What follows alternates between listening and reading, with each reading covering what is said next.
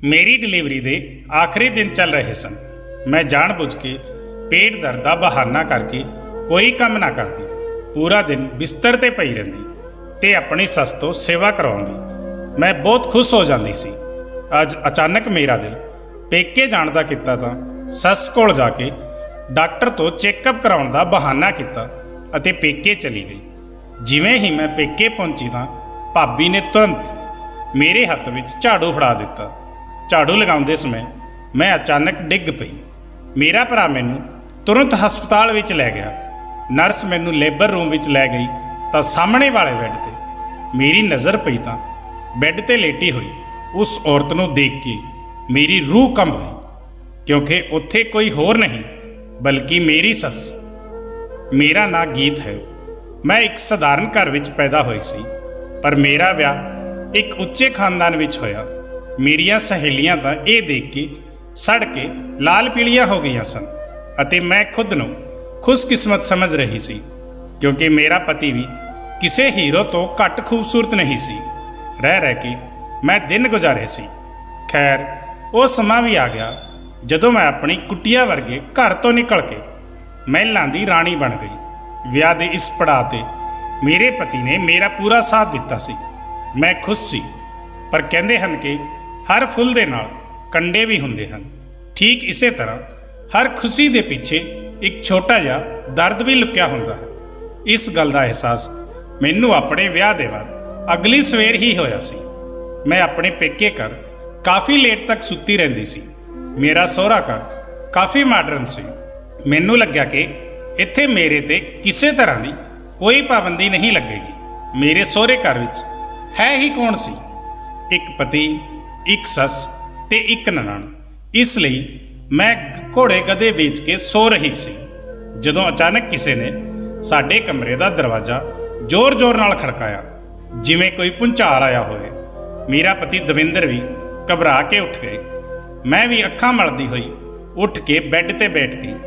ਦਵਿੰਦਰ ਨੇ ਉੱਠ ਕੇ ਦਰਵਾਜ਼ਾ ਖੋਲ੍ਹਿਆ ਤਾਂ ਸਾਹਮਣੇ ਮੇਰੀ ਨਨਾਣ ਅਮਨ ਖੜੀ ਸੀ। ਉਹ ਆਪਣੇ ਭਰਾ ਦੇ ਪਿੱਛੇ ਮੇਰੇ ਕੋਲ ਆਈ ਤੇ ਆਵਾਜ਼ ਦੇ ਕੇ ਬੋਲੀ, ਭਾਬੀ ਤੂੰ ਹੁਣ ਤੱਕ ਸੋ ਰਹੀ ਹੈ? ਜਲਦੀ ਨਾਲ ਉੱਠੋ, ਮੈਂ ਤੁਹਾਡੇ ਹੱਥ ਨਾਲ ਬਣਿਆ ਨਾਸ਼ਤਾ ਕਰਨਾ ਹੈ। ਅਚਾਨਕ ਹੋਏ ਇਸ ਹਮਲੇ ਤੋਂ ਮੈਂ ਘਬਰਾ ਗਈ ਸੀ। ਅਮਨ ਦੇ ਪਿੱਛੇ ਮੇਰੀ ਸੱਸ ਵੀ ਪਹੁੰਚ ਗਈ। ਉਹ ਅਮਨ ਨੂੰ ਝਿੜਕ ਰਹੀ ਸੀ। ਅਮਨ, ਇਹ ਕੀ ਬਚਪਨਾ ਹੈ ਬੇਟਾ, ਹਾਲੇ ਤਾਂ ਨੂੰਹ ਨੇ ਮਿੱਠਾ ਵੀ ਨਹੀਂ ਬਣਾਇਆ।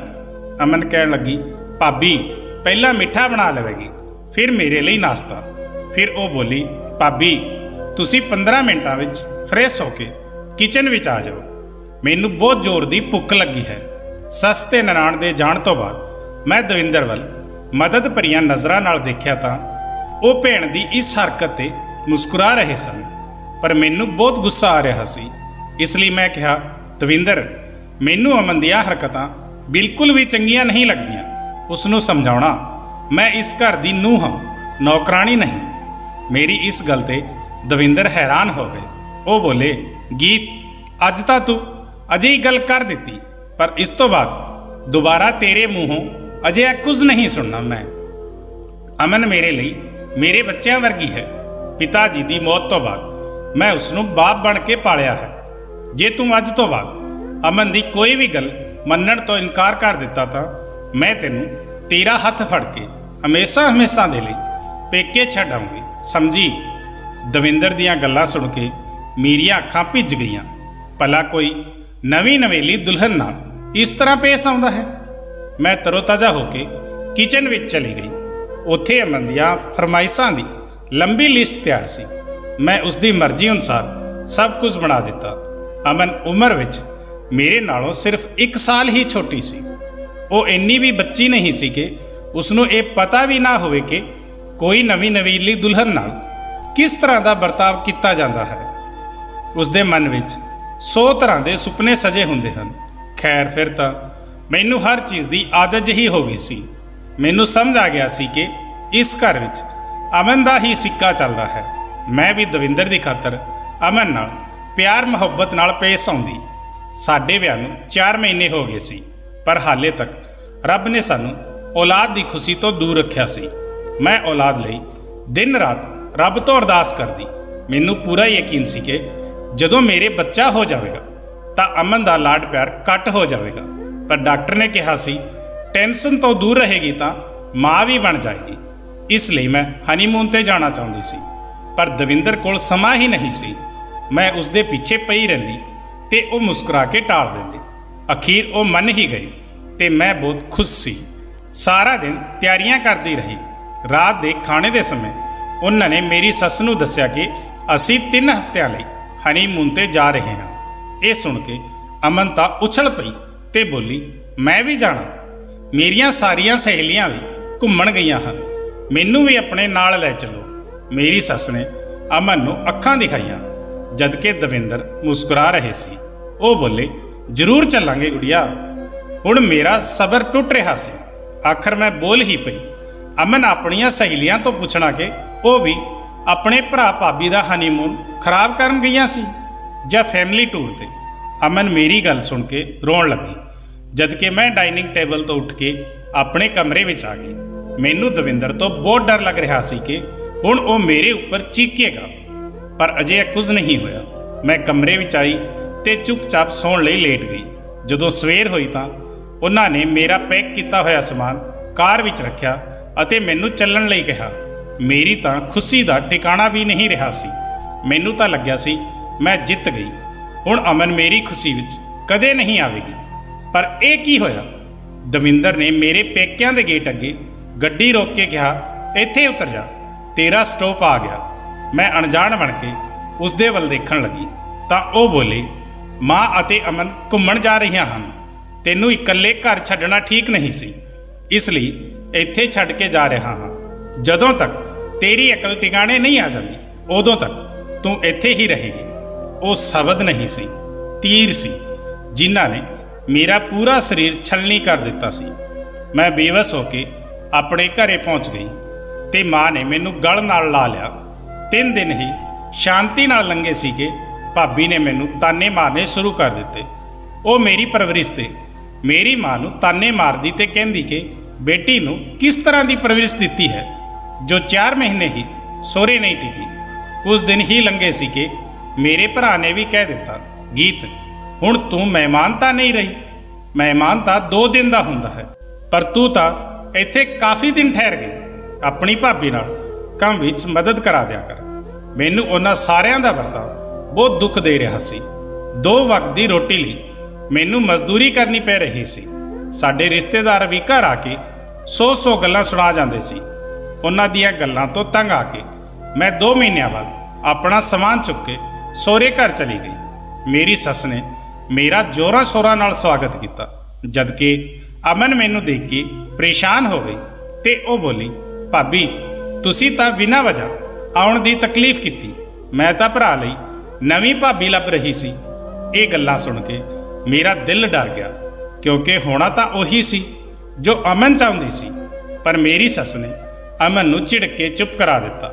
ਜਦੋਂ ਦਵਿੰਦਰ ਆਫਿਸ ਤੋਂ ਵਾਪਸ ਆਏ ਤਾਂ ਮੈਨੂੰ ਦੇਖ ਕੇ ਬਿਲਕੁਲ ਵੀ ਖੁਸ਼ ਨਹੀਂ ਹੋਏ ਸੀ। ਮੇਰੀ ਇੱਜ਼ਤ 2 ਕੌੜੀ ਦੀ ਬਣ ਕੇ ਰਹਿ ਗਈ ਸੀ। ਪਰ ਮੈਂ ਆਪਣੇ ਪੇਕਿਆਂ ਤੋਂ ਜ਼ਿੰਦਗੀ ਦਾ ਸਬਕ ਸਿੱਖ ਕੇ ਆਈ ਸੀ ਕਿ ਵਿਆਹ ਦੇ ਬਾਅਦ ਇੱਕ ਔਰਤ ਦੀ ਇੱਜ਼ਤ ਸਿਰਫ ਉਸ ਦੇ ਸਹੁਰਿਆਂ ਕਰਕੇ ਹੀ ਹੁੰਦੀ ਹੈ। ਇਸ ਲਈ ਮੈਂ ਅਮਨ ਨੂੰ ਖੁਸ਼ ਰੱਖਣ ਦੀ ਕੋਸ਼ਿਸ਼ ਕਰਦੀ ਸੀ। ਮੈਨੂੰ ਅਮਨ ਦੇ ਇਰਦ ਗਿਰਦ ਘੁੰਮਦੇ ਦੇਖ ਕੇ ਦਵਿੰਦਰ ਦਾ ਵੀ ਮੇਰੇ ਪ੍ਰਤੀ ਰਵੱਈਆ ਠੀਕ ਹੋ ਗਿਆ ਸੀ। ਮੈਂ ਔਲਾਦ ਲਈ ਦੁਆ ਕਰਦੀ ਨਹੀਂ ਥੱਕਦੀ ਸੀ। ਦਵਿੰਦਰ ਨੂੰ ਵੀ ਬੱਚੇ ਦੀ ਇੱਛਾ ਸੀ, ਪਰ ਹੁਣ ਰੱਬ ਵੱਲੋਂ ਹੀ ਦੇਰ ਸੀ। ਇੱਧਰ ਅਮਨ ਮੈਨੂੰ ਤਕਲੀਫ ਦੇਣ ਦੀ ਹਰ ਸੰਭਵ ਕੋਸ਼ਿਸ਼ ਕਰਦੀ ਸੀ, ਪਰ ਮੈਂ ਦੇਖਿਆ ਸੀ ਕਿ ਅੱਜ ਕੱਲ੍ਹ ਉਸ ਦਾ ਮੂਡ ਕੁਝ ਅਲੱਗ ਹੀ ਸੀ। ਉਹ ਦਿਨ ਭਰ ਕਮਰੇ 'ਚ ਰਹਿੰਦੀ ਸੀ ਤੇ ਹਰ ਸਮੇਂ ਸੱਜ ਤੱਜ ਕੇ ਰਹਿੰਦੀ ਸੀ। 2-2 ਘੰਟਿਆਂ ਦੇ ਲਈ ਘਰ ਤੋਂ ਗਾਇਬ ਹੋ ਜਾਂਦੀ ਸੀ। ਮੈਂ ਵੀ ਉਸ ਦਾ ਰਾਜ਼ ਜਾਣਨ ਦੀ ਠਾਣ ਲਈ। ਉਸ ਦੇ ਲਈ ਮੈਨੂੰ ਬੜੀ ਮਿਹਨਤ ਕਰਨੀ ਪਈ, ਪਰ ਆਖਰਕਾਰ ਸੱਚ ਕਦੋਂ ਤੱਕ ਲੁਕ ਕੇ ਰਹਿ ਸਕਦਾ ਸੀ। ਅਮਨ ਦਾ ਕਿਸੇ ਨਾਲ ਚੱਕਰ ਚੱਲ ਰਿਹਾ ਸੀ। ਸਾਡੇ ਏਰੀਏ ਵਿੱਚ ਹੀ ਇੱਕ ਮੁੰਡਾ ਆਇਆ ਸੀ, ਠੀਕ ਠਾਕ ਕੱਦ, ਗਹਿਰਾ ਕਾਲਾ ਰੰਗ ਅਤੇ ਕੱਪੜਿਆਂ ਤੋਂ ਵੀ ਉਹ ਗਰੀਬੀ ਦੀ ਚੱਕੀ ਵਿੱਚ ਪਿਸਿਆ ਹੋਇਆ ਇੱਕ ਨੌਜਵਾਨ ਲੱਗ ਰਿਹਾ ਸੀ। ਕੋਈ ਵੀ ਖੂਬੀ ਨਹੀਂ ਸੀ ਜਿਸ ਦੀ ਬਦੌਲਤ ਉਸ ਨਾਲ ਮੁਹੱਬਤ ਕੀਤੀ ਜਾਂਦੀ, ਪਰ ਪਤਾ ਨਹੀਂ ਅਮਨ ਦੀਆਂ ਅੱਖਾਂ 'ਤੇ ਕਿਹੋ ਜਿਹੀ ਪੱਟੀ ਬੰਨੀ ਹੋਈ ਸੀ। ਮੈਂ ਸਾਰੇ ਮਾਮਲੇ ਦਾ ਬਹੁਤ ਮਜ਼ੇ ਨਾਲ ਲੁਤਫ ਉਠਾ ਰਹੀ ਸੀ। ਹਰ ਸ਼ਾਮ ਨੂੰ ਉਹ ਅਮਨ ਦੇ ਹੱਥ ਵਿੱਚ ਲਿਫਾਫਾ ਦੇ ਜਾਂਦਾ। ਉਸ ਦੇ ਬਾਅਦ ਅਮਨ ਕਈ ਘੰਟਿਆਂ ਤੱਕ ਆਪਣੇ ਕਮਰੇ ਵਿੱਚ ਬੰਦ ਹੋ ਜਾਂਦੀ। ਹੁਣ ਮੈਂ ਆਪਣੇ ਪਤੀ ਨੂੰ ਉਸ ਦੀ ਪਿਆਰੀ ਭੈਣ ਦਾ ਅਸਲੀ ਰੂਪ ਦਿਖਾਉਣ ਦਾ ਫੈਸਲਾ ਕੀਤਾ।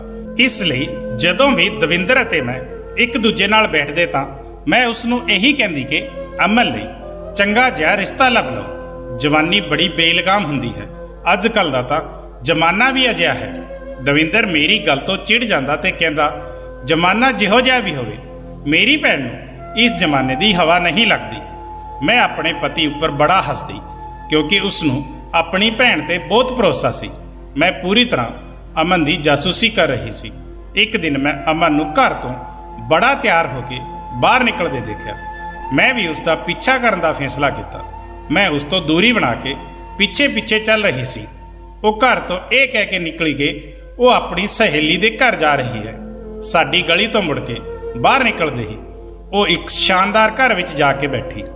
ਮੈਂ ਥੋੜਾ ਜਿਹਾ ਅੱਗੇ ਵੱਧ ਕੇ ਦੇਖਿਆ ਤਾਂ ਉਸ ਵਿੱਚ ਇੱਕ ਬਹੁਤ ਹੀ ਸੋਹਣਾ ਮੁੰਡਾ ਸੀ। ਉਹ ਸ਼ਕਲ ਤੋਂ ਤਾਂ ਕਿਸੇ ਸਾਹੂਕਾਰ ਖਾਨਦਾਨ ਦਾ ਲੱਗ ਰਿਹਾ ਸੀ। ਖੈਰ, ਮੈਂ ਘਰ ਵਾਪਸ ਆ ਗਈ। ਮੈਨੂੰ ਬੜੀ ਜਲਨ ਹੋ ਰਹੀ ਸੀ ਕਿ ਅਖੀਰ ਅਮਨ ਦੇ ਹੱਥ ਇੰਨੀ ਵੱਡੀ ਅਸਾਮੀ ਲੱਗੀ ਕਿਵੇਂ ਸੀ। ਹੁਣ ਮੈਂ ਇਸ ਗੱਲ ਦੀ ਤਹਿ ਤੱਕ ਪਹੁੰਚਣਾ ਚਾਹੁੰਦੀ ਸੀ। ਇਸ ਰਾਜ਼ ਨੂੰ ਜਾਣ ਕੇ ਬੜੀ ਬੇਚੈਨ ਜਿਹੀ ਹੋ ਗਈ ਸੀ। ਗੱਲ ਇਹ ਸੀ ਕਿ ਅਮਨ ਤੇ ਉਸ ਸਾਹੂਕਾਰ ਦੇ ਮੁੰਡੇ ਦੀ ਮੁਹੱਬਤ ਬੜੇ ਜ਼ੋਰਾਂ ਸ਼ੋਰਾਂ ਤੇ ਚੱਲ ਰਹੀ ਸੀ। ਉਹ ਕਾਲਾ ਜਿਹਾ ਮੁੰਡਾ ਤਾਂ ਬਸ ਉਸ ਰਹੀਸਜ਼ਾਦੇ ਦੇ ਖੱਤ ਦੇਣ ਆਉਂਦਾ ਸੀ। ਇਸ ਤਰ੍ਹਾਂ ਕਿਵੇਂ ਹੋ ਸਕਦਾ ਸੀ ਕਿ ਉਹ ਇਸ ਘਰ ਵਿੱਚ ਐਸੋ ਆਰਾਮ ਦੀ ਜ਼ਿੰਦਗੀ ਗੁਜ਼ਾਰਨ ਦੇ ਬਾਅਦ ਵੀ ਅਗਲੇ ਘਰ ਵਿੱਚ ਜਾ ਕੇ ਵੀ ਖੁਸ਼ਹਾਲ ਰਹੇ। ਇਸ ਤਰ੍ਹਾਂ ਤਾਂ ਉਸ ਨੂੰ ਕਦੇ ਸਜ਼ਾ ਵੀ ਨਹੀਂ ਮਿਲਣੀ ਜੋ ਉਸਨੇ ਮੇਰੇ ਨਾਲ ਕੀਤਾ ਸੀ। ਇਸ ਲਈ ਮੈਂ ਇੱਕ ਖਤਰਨਾਕ ਪਲਾਨ ਬਣਾਇਆ। ਇਸ ਪਲਾਨ ਦੇ ਅੱਗੇ ਜਾਂ ਤਾਂ ਮੇਰੇ ਲਈ ਜੰਨਤ ਸੀ ਜਾਂ ਨਰਕ, ਅਤੇ ਮੈਂ ਬਿਨਾਂ ਸੋਚੇ ਸਮਝੇ ਉਸ ਵਿੱਚ ਕੁੱਦ ਪਈ। ਮੈਂ ਦਵਿੰਦਰ ਨੂੰ ਸਪਸ਼ਟ ਸ਼ਬਦਾਂ ਵਿੱਚ ਕਹਿ ਦਿੱਤਾ ਕਿ ਮੈਂ ਅਮਨ ਨੂੰ ਆਪਣੀਆਂ ਅੱਖਾਂ ਨਾਲ ਇੱਕ ਮੁੰਡੇ ਦੇ ਨਾਲ ਜਾਂਦੇ ਹੋਏ ਦੇਖਿਆ। ਮੇਰੀ ਗੱਲ ਸੁਣ ਕੇ ਮੇਰੇ ਪਤੀ ਨੇ ਬੜਾ ਹੰਗਾਮਾ ਕੀਤਾ ਤੇ ਮੈਨੂੰ ਬੁਰਾ ਭਲਾ ਕਿਹਾ, ਪਰ ਮੈਂ ਵੀ ਹਾਰ ਨਹੀਂ ਮੰਨੀ। ਮੈਂ ਹਰ ਰੋਜ਼ ਥੋੜਾ ਥੋੜਾ ਜ਼ਹਿਰ ਦਵਿੰਦਰ ਦੇ ਕੰਨਾਂ ਵਿੱਚ ਪਾਉਂਦੀ ਗਈ। ਇੱਕ ਦਿਨ ਉਹ ਮੁੰਡਾ ਅਮਨ ਨੂੰ ਉਸ ਕਾਲੇ ਮੁੰਡੇ ਦੇ ਘਰ ਮਿਲਣ ਆਇਆ। ਅਮਨ ਜਲਦੀ ਨਾਲ ਘਰੋਂ ਤਿਆਰ ਹੋ ਕੇ ਉਸ ਮੁੰਡੇ ਦੇ ਘਰ ਚਲੀ ਗਈ ਤੇ ਮੈਂ ਵੀ ਆਪਣੇ ਪਤੀ ਨੂੰ ਘਰ ਬੁਲਾ ਲਿਆ ਤੇ ਉਸ ਨੂੰ ਕਿਹਾ ਕਿ ਤੁਸੀਂ ਗੇਟ ਦੇ ਪਿੱਛੇ ਲੁਕ ਕੇ ਖੜ ਜਾਇਓ, ਸਾਡੀਆਂ ਗੱਲਾਂ ਸੁਣਿਓ ਤੇ ਫਿਰ ਤੁਹਾਨੂੰ ਸਭ ਸੱਚ ਪਤਾ ਚੱਲ ਜਾਵੇਗਾ। ਮੇਰੇ ਪਤੀ ਦਾ ਰੰਗ ਤਾਂ ਗੁੱਸੇ ਨਾਲ ਲਾਲ ਹੋ ਰਿਹਾ ਸੀ। ਉਹ ਮੇਰੇ ਪਿੱਛੇ ਚਲੇ ਆਏ। ਅਮਨ ਜਿਵੇਂ ਹੀ ਘਰ ਦੇ ਅੰਦਰ ਦਾਖਲ ਹੋਈ ਤਾਂ ਮੈਂ ਉਸ ਨੂੰ ਗੁੱਸਾ ਦਿਵਾਉਣ ਲਈ ਕਿਹਾ, ਅਮਨ, ਮੈਂ ਦੇਖ ਲਿਆ ਕਿ ਤੂੰ ਕਿੱਥੋਂ ਆਈ ਹੈ। ਤੈਨੂੰ ਜਰਾ ਵੀ ਸ਼ਰਮ ਨਹੀਂ ਆਈ? ਤੂੰ ਤਾਂ ਆਪਣੇ ਭਰਾ ਦੇ ਚਿਹਰੇ ਉੱਤੇ ਕਾਲਕ ਪੋਤ ਦਿੱਤੀ। ਉਹ ਹਮੇਸ਼ਾ ਦੀ ਤਰ੍ਹਾਂ ਮੇਰੇ ਉੱਤੇ ਰੋਬ ਝਾੜਦੇ ਹੋਏ ਬੋਲੀ, ਹਾਂ, ਮਿਲ ਕੇ ਆਈ ਹਾਂ ਉਸ ਮੁੰਡੇ ਨੂੰ।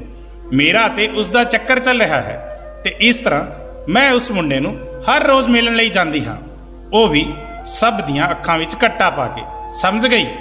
ਹੁਣ ਖੁਸ਼? ਪਰ ਇਹ ਸਭ ਜਾਣ ਕੇ ਵੀ ਤੈਨੂੰ ਕੋਈ ਫਾਇਦਾ ਨਹੀਂ ਹੋਣ ਵਾਲਾ, ਕਿਉਂਕਿ ਤੇਰੀਆਂ ਗੱਲਾਂ ਤੇ ਕੋਈ ਯਕੀਨ ਨਹੀਂ ਕਰੇਗਾ। ਜੇ ਤੂੰ ਭਰਾ ਨੂੰ ਦੱਸੇਗੀ ਤਾਂ ਉਹ ਤੈਨੂੰ ਤਲਾਕ ਦੇ ਕੇ ਘਰੋਂ ਕੱਢ ਦੇਵੇਗਾ, ਪਰ ਮੇਰੇ ਉੱਤੇ ਸ਼ੱਕ ਨਹੀਂ ਕਰੇਗਾ ਕਿਉਂਕਿ ਉਹ ਮੇਰੇ ਤੇ ਅੱਖਾਂ ਬੰਦ ਕਰਕੇ ਵਿਸ਼ਵਾਸ ਕਰਦਾ ਹੈ। ਅਮਨ ਦੀਆਂ ਗੱਲਾਂ ਸੁਣ ਕੇ ਦਵਿੰਦਰ ਗੇਟ ਦੇ ਪਿੱਛੋਂ ਨਿਕਲ ਕੇ ਆ ਗਏ।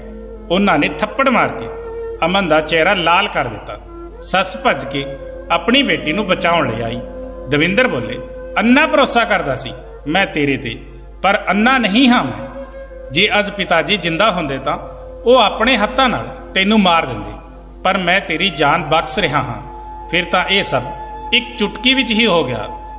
ਦਵਿੰਦਰ ਨੇ ਪੰਡਿਤ ਜੀ ਨੂੰ ਬੁਲਾ ਲਿਆ ਅਤੇ ਉਸ ਸਾਂਵਲੇ ਮੁੰਡੇ ਨੂੰ ਵੀ ਥੱਪੜ ਮਾਰ ਮਾਰ ਕੇ ਘਰ ਲੈ ਆਏ। ਉਸ ਸਾਂਵਲੇ ਮੁੰਡੇ ਨੇ ਵੀ ਸਾਡੇ ਘਰ ਆ ਕੇ ਉਹੀ ਸਭ ਕਿਹਾ ਜੋ ਮੈਂ ਉਸ ਨੂੰ ਸਿਖਾ ਕੇ ਆਈ ਸੀ। ਉਸ ਦਿਨ ਤੋਂ ਲਗਭਗ 4 ਦਿਨ ਪਹਿਲਾਂ ਮੈਂ ਉਸ ਸਾਂਵਲੇ ਮੁੰਡੇ ਦੇ ਘਰ ਗਈ ਸੀ। ਉਹ ਬਹੁਤ ਹੀ ਗਰੀਬ ਸੀ। ਉਸ ਨੂੰ ਆਪਣੀ ਮਾਂ ਦੇ ਇਲਾਜ ਲਈ 50,000 ਰੁਪਏ ਦੀ ਜ਼ਰੂਰਤ ਸੀ। ਚਾਹੁੰਦਾ ਤਾਂ ਉਹ ਉਸ ਰਈਸ ਮੁੰਡੇ ਤੋਂ ਮੰਗ ਸਕਦਾ ਸੀ, ਪਰ ਉਹ ਉਸ ਦੇ ਪਿਤਾ ਕੋਲ ਨੌਕਰੀ ਕਰਦਾ ਸੀ ਤੇ ਮੈਂ ਉਸ ਦੀਆਂ ਗੱਲਾਂ ਦਾ ਫਾਇਦਾ ਉਠਾਉਂਦੇ ਹੋਏ ਉਸ ਨੂੰ 1 ਲੱਖ ਰੁਪਏ ਦੇ ਕੇ ਖਰੀਦ ਲਿਆ ਸੀ। ਇਸ ਲਈ ਉਸ ਨੇ ਉਹ ਸਭ ਕਹਿ ਦਿੱਤਾ ਜੋ ਮੈਂ ਉਸ ਦੇ ਮੂੰਹ ਤੋਂ ਉਗਲਵਾਉਣਾ ਚਾਹੁੰਦੀ ਸੀ। ਹੁਣ ਪੰਡਿਤ ਜੀ ਉਹਨਾਂ ਦੋਨਾਂ ਦਾ ਵਿਆਹ ਕਰਵਾ ਰਿਹਾ ਸੀ। ਮੈਂ ਇਸ ਸਭ ਡਰਾਮੇ ਦੀ ਡਾਇਰੈਕਟਰ ਸੀ। ਮੈਂ ਬੜੀ ਖੁਸ਼ੀ ਨਾਲ ਦੇਖ ਰਹੀ ਸੀ। ਅਮਨ ਹੱਥ ਜੋੜ ਜੋੜ ਕੇ ਕਹਿ ਰਹੀ ਸੀ ਕਿ ਮੈਂ ਇਸ ਮੁੰਡੇ ਨਾਲ ਪਿਆਰ ਨਹੀਂ ਕਰਦੀ, ਮੈਂ ਦੂਜੇ ਮੁੰਡੇ ਨਾਲ ਪਿਆਰ ਕਰਦੀ ਹਾਂ। ਦਵਿੰਦਰ ਨੂੰ ਇਸ ਗੱਲ ਤੇ ਹੋਰ ਵੀ ਗੁੱਸਾ ਆ ਗਿਆ ਸੀ ਕਿ ਉਸ ਦੀ ਭੈਣ ਦਾ ਕਿੰਨੇ ਮੁੰਡਿਆਂ ਨਾਲ ਚੱਕਰ ਹੈ। ਮੇਰੀ ਸੱਸ ਨੇ ਰੋ ਰੋ ਕੇ ਅਲੱਗ ਹੀ ਆਪਣਾ ਕੋਹਰਾ ਮਚਾ ਦਿੱਤਾ ਸੀ। ਚਲੋ ਮੇਰੇ ਮਨ ਦੀ ਇੱਛਾ ਤਾਂ ਪੂਰੀ ਹੋ ਗਈ ਤੇ ਅਮਨ ਦਾ ਬੁਰਾ ਸਾਇਆ ਮੇਰੀ ਜ਼ਿੰਦਗੀ ਤੋਂ ਹਮੇਸ਼ਾ ਲਈ ਹਟ ਗਿਆ ਸੀ, ਕਿਉਂਕਿ ਉਸਨੇ ਵਿਆਹ ਦੇ ਬਾਅਦ ਮੇਰੇ ਨਾਲ ਬਹੁਤ ਬੁਰਾ ਕੀਤਾ ਸੀ। ਹੁਣ ਉਸ ਦੇ ਨਾਲ ਬੁਰਾ ਹੋ ਰਿਹਾ ਸੀ। ਉਹ ਉਸ ਮੁੰਡੇ ਦੇ ਘਰ ਚਲੀ ਗਈ। ਉਹ ਬਹੁਤ ਹੀ ਗਰੀਬ ਸੀ। ਹੁਣ ਮੇਰੀ ਨਨਾਣ ਨੂੰ ਲੋਕਾਂ ਦੇ ਘਰੇ ਭਾਂਡੇ ਮਾਂਜ ਕੇ ਢਿੱਡ ਭਰਨਾ ਪੈਂਦਾ ਸੀ। ਇਸ ਘਟਨਾ ਦੇ ਬਾਅਦ ਮੇਰੀ ਸੱਸ ਪੂਰੀ ਤਰ੍ਹਾਂ ਟੁੱਟ ਗਈ ਸੀ ਤੇ ਮੈਂ ਸੈਰਣੀ ਬਣ ਗਈ ਸੀ। ਆਪਣੀ ਸੱਸ ਤੋਂ ਪੂਰੇ ਘਰ ਦੇ ਕੰਮ ਕਰਵਾਉਣ ਲੱਗੀ। ਇਹਨਾਂ ਦਿਨਾਂ ਵਿੱਚ ਹੀ ਰੱਬ ਨੇ ਮੈਨੂੰ ਔਲਾਦ ਦੀ ਪਹਿਲੀ ਖੁਸ਼ੀ ਦਿੱਤੀ। ਮੈਂ ਮਾਂ ਬਣਨ ਵਾਲੀ ਹੋਈ ਤਾਂ ਦਵਿੰਦਰ ਦੇ ਦਿਲ ਵਿੱਚੋਂ ਵੀ ਭੈਣ ਦਾ ਗਮ ਨਿਕਲ ਗਿਆ ਸੀ। ਹਰ ਚੀਜ਼ ਮੇਰੇ ਹੁਕਮ ਨਾਲ ਹੋਣ ਲੱਗੀ ਸੀ। ਅਮਨ ਨੇ ਬਿਨਾਂ ਵਜ੍ਹਾ ਮੇਰਾ ਕੀਮਤੀ ਸਮਾਂ ਬਰਬਾਦ ਕਰ ਦਿੱਤਾ ਸੀ। ਦੇਖਦੇ ਹੀ ਦੇਖਦੇ ਮੇਰੇ 8 ਮਹੀਨੇ ਪੂਰੇ ਹੋ ਚੁੱਕੇ ਸੀ। ਹੁਣ ਇਹ ਮੇਰੇ ਆਰਾਮ ਦੇ ਦਿਨ ਸੀ, ਪਰ ਮੇਰੀ ਸੱਸ ਨੇ ਤਾਂ ਇੱਕ ਅਜੀਬ ਜਿਹਾ ਨਾਟਕ ਸ਼ੁਰੂ ਕਰ ਦਿੱਤਾ। ਕਦੇ ਉਸ ਨੂੰ ਚੱਕਰ ਆ ਰਹੇ ਹੁੰਦੇ ਤੇ ਕਦੇ ਉਸ ਨੂੰ ਉਲਟੀ ਹੋਣ ਲੱਗਦੀ। ਉਹ ਸਾਰਾ ਦਿਨ ਪਰੇਸ਼ਾਨ ਰਹਿਣ ਲੱਗੀ। ਹੁਣ ਤਾਂ ਉਸ ਦਾ ਬੇਟਾ ਵੀ ਉਸ ਦੀ ਸੇਵਾ ਵਿੱਚ ਲੱਗਿਆ ਰਹਿੰਦਾ। ਮੇਰੀ ਵੀ ਹਾਲਤ ਅਜਿਹੀ ਹੀ ਹੋ ਗਈ ਸੀ। ਕੋਈ ਕੰਮ ਨਹੀਂ ਕਰ ਪਾਉਂਦੀ ਸੀ। ਮੇਰੀ ਸੱਸ ਸਾਰਾ ਦਿਨ ਬੈੱਡ ਤੇ ਆਰਾਮ ਕਰਦੀ ਰਹਿੰਦੀ। ਮੈਂ ਸੋਚਦੀ ਕਿ ਉਹ ਤਾਂ ਨਾਟਕ ਕਰ ਰਹੀ ਹੈ, ਪਰ ਜਦੋਂ ਮੈਂ ਉਸ ਨੂੰ ਡਿਲੀਵਰੀ ਵਾਰਡ ਵਿੱਚ ਦੇਖਿਆ ਤਾਂ ਮੈਨੂੰ ਸੱਚਾਈ ਦਾ ਪਤਾ ਚੱਲ ਗਿਆ। ਬੇਟੀ ਤਾਂ ਬੇਟੀ, ਮਾਂ ਵੀ ਕਿਸੇ ਤੋਂ ਘੱਟ ਨਹੀਂ ਨਿਕਲੀ। ਉਸਨੇ ਵੀ ਮੇਰੇ ਅਤੇ ਦਵਿੰਦਰ ਦੀਆਂ ਅੱਖਾਂ ਵਿੱਚ ਘੱਟਾ ਪਾ ਦਿੱਤਾ ਸੀ। ਹੋਇਆ ਇਹ ਸੀ ਕਿ ਮੈਂ ਪੇਟ ਦਰਦ ਦਾ ਬਹਾਨਾ ਕਰਕੇ ਦਵਿੰਦਰ ਦੇ ਸਾਹਮਣੇ ਰੋਂਦੀ ਰਹਿੰਦੀ। ਉਹ ਵੀ ਮੇਰੇ ਲਈ ਬਹੁਤ ਪਰੇਸ਼ਾਨ ਸੀ। ਮੈਂ ਉਸ ਤੋਂ ਆਪਣੀ ਮਾਂ ਦੇ ਘਰ ਜਾਣ ਦੀ ਇਜਾਜ਼ਤ ਮੰਗੀ ਤਾਂ ਉਹਨਾਂ ਨੇ ਕਿਹਾ, ਤੂੰ ਚਲੀ ਜਾ। ਮੈਂ ਆਰਾਮ ਕਰ ਲਈ ਆਪਣੀ ਮਾਂ ਦੇ ਘਰ ਪਹੁੰਚ ਗਈ। ਮੇਰੀ ਮਾਂ ਨੇ ਬੜਾ ਖੁਸ਼ ਹੋ ਕੇ ਮੇਰਾ ਸਵਾਗਤ ਕੀਤਾ। ਉਹ ਤਾਂ ਮੈਨੂੰ ਬੈੱਡ ਤੋਂ ਉਤਰ ਕੇ ਪਾਣੀ ਤੱਕ ਨਹੀਂ ਪੀਣ ਦਿੰਦੀ ਸੀ। ਕੁਝ ਦਿਨਾਂ ਤੱਕ ਤਾਂ ਮੇਰੀ ਭਾਬੀ ਵੀ ਮੈਨੂੰ ਬਿਠਾ ਕੇ ਖਾਣਾ ਖਵਾਉਂਦੀ ਰਹੀ। ਖੈਰ ਕਈ ਦਿਨ ਲੰਘੇ ਤੇ ਉਹ ਬਹਾਨੇ ਨਾਲ ਮੈਨੂੰ ਘਰ ਦੇ ਕੰਮ ਕਰਨ ਨੂੰ ਕਹਿੰਦੀ। ਇੱਕ ਦਿਨ ਮੇਰੇ ਹੱਥ ਵਿੱਚ ਝਾੜੂ ਫੜਾ ਕੇ ਕਿਹਾ, ਘਰ ਵਿੱਚ ਝਾੜੂ ਪੋਚਾ ਕਰ ਦੇ, ਇਸ ਨਾਲ ਤੇਰੀ ਡਿਲੀਵਰੀ ਆਸਾਨ ਹੋ ਜਾਵੇਗੀ। ਮੈਂ ਸ਼ਿਕਾਇਤ ਭਰੀਆਂ ਨਜ਼ਰਾਂ ਨਾਲ ਆਪਣੀ ਮਾਂ ਦੇ ਵੱਲ ਦੇਖਿਆ ਤਾਂ ਉਹ ਬਹੁਤ ਬੇਵਸ ਨਜ਼ਰ ਆਈ। ਮੈਂ ਬੜੇ ਗੁੱਸੇ ਨਾਲ ਝਾੜੂ ਫੜ ਲਿਆ ਤੇ ਇੱਧਰ ਉੱਧਰ ਜ਼ੋਰ ਨਾਲ ਮਾਰਨ ਲੱਗੀ। ਉਦੋਂ ਹੀ ਨਾ ਜਾਣੇ ਕਿਸ ਬੁਰੇ ਸਮੇਂ ਵਿੱਚ ਮੇਰਾ ਪੈਰ ਮੁੜ ਗਿਆ ਤੇ ਮੈਂ ਪੌੜੀਆਂ ਤੋਂ ਡਿੱਗ ਪਈ। ਮੈਨੂੰ ਕੁਝ ਹੋਸ਼ ਨਹੀਂ ਰਿਹਾ। ਮੈਨੂੰ ਕੁਝ ਵੀ ਪਤਾ ਨਹੀਂ ਕਦੋਂ ਮੈਂ ਡਾਕਟਰ ਦੇ ਕੋਲ ਪਹੁੰਚ ਗਈ ਤੇ ਕਦੋਂ ਮੇਰਾ ਇਲਾਜ ਸ਼ੁਰੂ ਹੋ ਗਿਆ। ਕਈ ਘੰਟਿਆਂ ਦੀ ਬੇਹੋਸ਼ੀ ਦੇ ਬਾਅਦ ਜਦੋਂ ਮੈਨੂੰ ਹੋਸ਼ ਆਇਆ ਤਾਂ ਮੈਨੂੰ ਬੜਾ ਹਲਕਾ ਜਿਹਾ ਮਹਿਸੂਸ ਹੋ ਰਿਹਾ ਸੀ, ਜਿਵੇਂ ਮੇਰੇ ਸਰੀਰ ਦਾ ਇੱਕ ਹਿੱਸਾ ਅਲੱਗ ਹੋ ਗਿਆ ਹੋਵੇ। ਮੈਂ ਜਲਦੀ ਨਾਲ ਆਪਣੇ ਪੇਟ ਵੱਲ ਦੇਖਿਆ ਤਾਂ ਮੈਂ ਸਮਝ ਗਈ। ਮੈਂ ਖੁਸ਼ੀ ਨਾਲ ਆਪਣੀ ਮਾਂ ਨੂੰ ਆਵਾਜ਼ ਲਗਾਈ ਤੇ ਕਿਹਾ, ਮਾਂ ਮੇਰਾ ਬੱਚਾ ਕਿੱਥੇ ਹੈ? ਮੁੰਡਾ ਹੋਇਆ ਜਾਂ ਕੁੜੀ? ਮੇਰੀਆਂ ਗੱਲਾਂ ਸੁਣ ਕੇ ਮੇਰੀ ਮਾਂ ਰੋਣ ਲੱਗੀ। ਉਸ ਦੇ ਰੋਣ ਤੋਂ ਮੈਂ ਡਰ ਗਈ। ਮੈਂ ਚੀਕ ਕੇ ਨਰਸਾਂ ਤੋਂ ਆਪਣੇ ਬੱਚੇ ਬਾਰੇ ਪੁੱਛਣ ਲੱਗੀ ਤਾਂ ਮੈਨੂੰ ਡਾਕਟਰ ਨੇ ਦੱਸਿਆ ਕਿ ਰੱਬ ਨੇ ਤੁਹਾਨੂੰ ਮੁੰਡਾ ਦਿੱਤਾ ਸੀ, ਪਰ ਅਸੀਂ ਉਸ ਬੱਚੇ ਨੂੰ ਬਚਾ ਨਹੀਂ ਸਕੇ। ਹੁਣ ਤਾਂ ਸ਼ਾਇਦ ਤੁਸੀਂ ਕਦੇ ਮਾਂ ਵੀ ਨਹੀਂ ਬਣ ਸਕੋਗੇ। ਮੈਂ ਉੱਚੀ ਰੋਣ ਲੱਗੀ। ਇਸ ਲਈ ਉਹਨਾਂ ਨੇ ਮੈਨੂੰ ਆਰਾਮ ਦਾ ਇੰਜੈਕਸ਼ਨ ਲਗਾ ਦਿੱਤਾ। ਮੈਨੂੰ ਜਦੋਂ ਵੀ ਹੋਸ਼ ਆਉਂਦਾ ਮੈਂ ਉੱਚੀ ਰੋਣ ਲੱਗਦੀ ਤੇ ਮੈਨੂੰ ਦੁਬਾਰਾ ਨੀਂਦ ਦਾ ਇੰਜੈਕਸ਼ਨ ਲਗਾ ਦਿੱਤਾ ਜਾਂਦਾ। ਇਸ ਤਰ੍ਹਾਂ 3 ਦਿਨ ਲੰਘ ਗਏ। ਜਦੋਂ ਮੈਂ ਹੋਸ਼ ਆਉਂਦੇ ਹੀ ਸੱਸ ਦੀ ਆਵਾਜ਼ ਸੁਣੀ ਤਾਂ ਉਹ ਕਿਸੇ ਨੂੰ ਮੁੰਡਾ ਹੋਣ ਦੀ ਵਧਾਈ ਦੇ ਰਹੀ ਸੀ। ਤਾਂ ਉਦੋਂ ਹੀ ਮੈਨੂੰ ਅਮਨ ਦੀ ਆਵਾਜ਼ ਸੁਣਾਈ ਦਿੱਤੀ। ਮੈਂ ਝੱਟ ਅੱਖਾਂ ਖੋਲ੍ਹ ਲਈਆਂ। ਮੈਂ ਦੇਖਿਆ ਕਿ ਅਮਨ ਦਾ ਬੈੱਡ ਮੇਰੇ ਬੈੱਡ ਨਾਲੋਂ ਇੱਕ ਬੈੱਡ ਦੀ ਦੂਰੀ ਤੇ ਸੀ। ਉਹ ਇੱਕਦਮ ਖੁਸ਼ੀ ਵਿੱਚ ਲੋਟ-ਪੋਟ ਆਪਣੇ ਬੱਚੇ ਨੂੰ ਗੋਦ ਵਿੱਚ ਲੈ ਕੇ ਚੁੰਮ ਰਹੀ ਸੀ। ਮੇਰੀ ਸੱਸ ਉਹਨਾਂ ਦੋਨਾਂ ਨੂੰ ਦੇਖ ਕੇ ਖੁਸ਼ ਹੋ ਰਹੀ ਸੀ। ਉੱਥੇ ਮੈਂ ਆਪਣੀ ਸੱਸ ਨੂੰ ਦੇਖ ਕੇ ਸਮਝ ਗਈ ਕਿ ਉਹ ਸਾਡੇ ਤੋਂ ਚੋਰੀ ਆਪਣੀ ਬੇਟੀ ਨੂੰ ਮਿਲਦੀ ਸੀ। ਅਮਨ ਤਾਂ ਇੱਕ ਵਾਰ ਫਿਰ ਮੇਰੇ ਤੋਂ ਜਿੱਤ ਗਈ ਸੀ। ਉਸਨੇ ਆਪਣੇ ਬੱਚੇ ਨੂੰ ਜਨਮ ਦਿੱਤਾ ਅਤੇ ਮੈਂ ਆਪਣੇ ਬੱਚੇ ਨੂੰ ਖੋ ਦਿੱਤਾ ਸੀ। ਮੈਂ ਆਪਣੇ ਬੈੱਡ ਤੋਂ ਉੱਠ ਕੇ ਅਮਨ ਦੇ ਬੈੱਡ ਕੋਲ ਚਲੀ ਗਈ। ਮੈਂ ਰੋ ਰਹੀ ਸੀ। ਮੈਂ ਅਮਨ ਨੂੰ ਕਿਹਾ, ਅਮਨ ਤੂੰ ਵਿਆਹ ਤੋਂ ਬਾਅਦ ਮੇਰੇ ਨਾਲ ਬਹੁਤ ਬੁਰਾ ਕੀਤਾ ਸੀ। ਮੇਰੇ ਨਾਲ ਬਹੁਤ ਦੁਰਵਿਵਹਾਰ ਕੀਤਾ ਸੀ। ਜਦੋਂ ਮੈਂ ਤੇਰੇ ਨਾਲ ਥੋੜਾ ਜਿਹਾ ਬੁਰਾ ਕੀਤਾ ਤਾਂ ਪਰਮਾਤਮਾ ਨੇ ਮੇਰੇ ਤੋਂ ਮੇਰੀ ਔਲਾਦ ਖੋ ਕੇ ਤੁਰੰਤ ਬਦਲਾ ਲੈ ਲਿਆ, ਜਦ ਕਿ ਤੂੰ ਤਾਂ ਅੱਜ ਵੀ ਖੁਸ਼ ਹੈ। ਮੇਰੀ ਗੱਲ ਸੁਣ ਕੇ ਉਹ ਗੁੰਮਸੁੰਮ ਹੋ ਗਈ ਤੇ ਬੋਲੀ, ਭਾਬੀ ਤੂੰ ਮੈਨੂੰ ਬਿਲਕੁਲ ਵੀ ਪਸੰਦ ਨਹੀਂ ਸੀ। ਮੈਂ ਚਾਹੁੰਦੀ ਸੀ ਕਿ ਤੂੰ ਮੇਰੇ ਭਰਾ ਤੋਂ ਦੂਰ ਰਹੇ। ਤੇ ਮੇਰਾ ਭਰਾ ਸਿਰਫ ਮੇਰਾ ਖਿਆਲ ਰੱਖੇ, ਪਿਆਰ ਕਰੇ। ਇਸ ਵਜ੍ਹਾ ਨਾਲ ਮੈਂ ਹਰ ਵਕਤ ਕੋਸ਼ਿਸ਼ ਕਰਦੀ ਰਹਿੰਦੀ ਕਿ ਤੁਹਾਨੂੰ ਤਕਲੀਫ ਦੇਵਾਂ, ਤਾਂ ਕਿ ਤੂੰ ਮੇਰੇ ਭਰਾ ਨੂੰ ਛੱਡ ਕੇ ਚਲੀ ਜਾਵੇ। ਜੋ ਕੁਝ ਵੀ ਮੈਂ ਤੁਹਾਡੇ ਨਾਲ ਕੀਤਾ ਸੀ ਉਸ ਦੀ ਸਜ਼ਾ ਮੈਨੂੰ ਮਿਲ ਗਈ। ਉਹ ਮੁੰਡਾ ਮੇਰੇ ਤੇ ਹਮੇਸ਼ਾ ਸ਼ੱਕ ਕਰਦਾ ਸੀ ਕਿ ਮੈਂ ਉਸ ਰਹੀਸਜ਼ਾਦੇ ਨਾਲ ਭੱਜ ਨਾ ਜਾਵਾਂ ਜਿਸ ਨੂੰ ਮੈਂ ਮੁਹੱਬਤ ਕਰਦੀ ਸੀ। ਉਹ ਮੈਨੂੰ ਮਾਰਦਾ ਕੁੱਟਦਾ ਰਹਿੰਦਾ ਤੇ ਮੇਰੇ ਤੋਂ ਲੋਕਾਂ ਦੇ ਘਰੇ ਕੰਮ ਕਰਵਾਉਂਦਾ। ਭਾਬੀ, ਇਸ ਦੁਨੀਆ ਵਿੱਚ ਹਰ ਇਨਸਾਨ ਨੂੰ ਉਸਦੇ ਅਪਰਾਧ ਦੀ ਸਜ਼ਾ ਜ਼ਰੂਰ ਮਿਲਦੀ ਹੈ। ਮੇਰਾ ਅਪਰਾਧ ਬਦਨਾਮੀ ਦਾ ਸੀ, ਜਿਸ ਦੀ ਸਜ਼ਾ ਮੈਨੂੰ ਮਿਲ ਗਈ।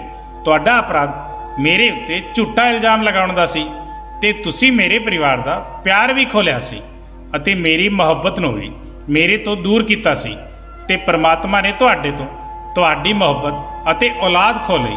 ਸਾਡਾ ਹਿਸਾਬ ਬਰਾਬਰ ਹੋ ਗਿਆ। ਪਰ ਮੇਰੀ ਮਾਂ ਇਸ ਸਭ ਵਿੱਚ ਬੇਕਸੂਰ ਹੈ। ਉਸ ਦਾ ਖਿਆਲ ਰੱਖੋ। ਮੇਰੀ ਮਾਂ ਦੇ ਪੇਟ ਵਿੱਚ ਅਲਸਰ ਹੋ ਗਿਆ ਹੈ। ਇਸ ਤੋਂ ਖਾਦਾ ਪੀਤਾ ਹਜ਼ਮ ਨਹੀਂ ਹੁੰਦਾ। ਇਸ ਨਾਲ ਕੈਂਸਰ ਹੋਣ ਦਾ ਵੀ ਖਤਰਾ ਹੈ। ਹੁਣ ਇੱਕ ਹੋਰ ਪਾਪ ਤੁਸੀਂ ਆਪਣੇ ਸਿਰ ਤੇ ਨਾ ਲਓ। ਰੱਬ ਵਾਸਤੇ ਇਹਨਾਂ ਉੱਤੇ ਤਰਸ ਖਾਓ। ਹੋ ਸਕਦਾ ਹੈ ਮੇਰੀ ਮਾਂ ਦੀ ਦੁਆ ਨਾਲ ਤੁਸੀਂ ਫਿਰ ਤੋਂ ਮਾਂ ਬਣ ਜਾਓ।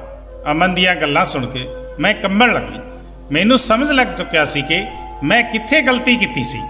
ਮੈਂ ਪਰਮਾਤਮਾ ਦੇ ਬਣਾਏ ਹੋਏ ਸੰਸਾਰ ਨੂੰ ਆਪਣੇ ਹੱਥਾਂ ਵਿੱਚ ਲੈਣ ਦੀ ਕੋਸ਼ਿਸ਼ ਕੀਤੀ ਸੀ। ਮੈਂ ਖੁਦ ਪਰਮਾਤਮਾ ਬਣਨ ਦੀ ਕੋਸ਼ਿਸ਼ ਕੀਤੀ ਸੀ। ਇਸ ਲਈ ਹੁਣ ਮੈਂ ਆਪਣੀ ਸੱਸ ਦਾ ਪੂਰਾ ਖਿਆਲ ਰੱਖਣ ਦੀ ਕਸਮ ਖਾ ਲਈ ਸੀ।